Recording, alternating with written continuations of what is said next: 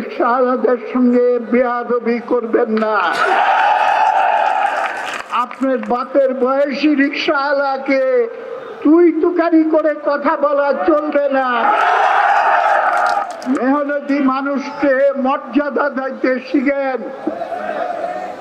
এবং যারা পরিশ্রম করে দেশকে গড়ে তুলেছে তাদের প্রতি সম্মান জানানো শিখেন।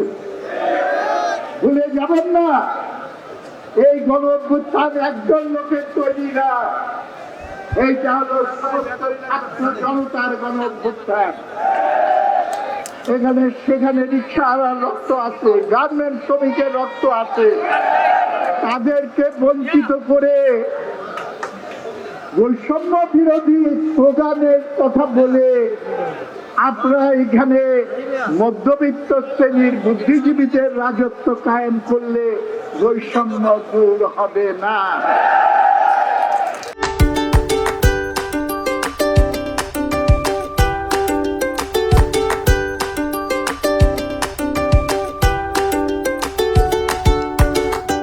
আমি আশা করব আপনাদের কথার সঙ্গে আপনাদের কাজের মিল আছে কিনা সেই প্রমাণ আমরা দেখতে চাই।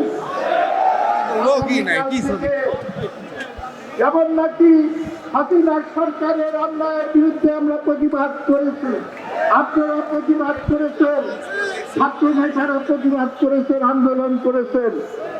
কোন ছাত্র যদি আমার রিকশাওয়ালার প্রতি অবিচার করে, যেইভাবে আমরা হাসিনার গুন্ডা বাহিনীকে আমরা নিবৃত করেছি, একইভাবে তাদেরকেও বিরত রাখার জন্য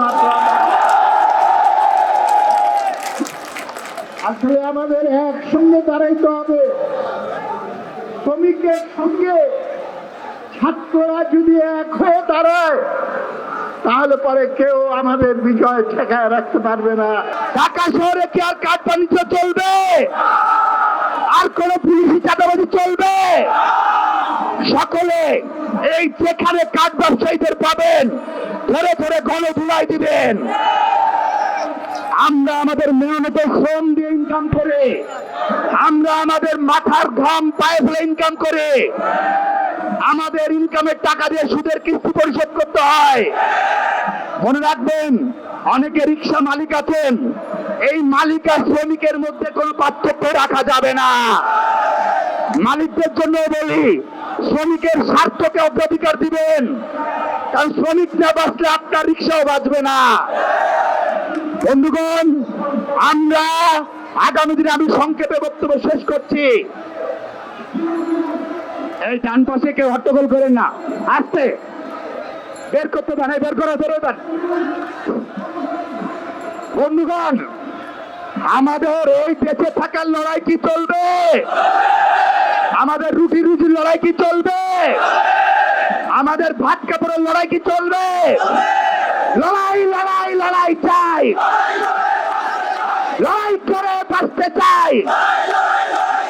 সর্বহারার সংগ্রাম, ভাত কাপড়ের সংগ্রাম, রুটি রুচির সংগ্রাম, বেঁচে থাকার সংগ্রাম, ভাত কাপড়ের সংগ্রাম।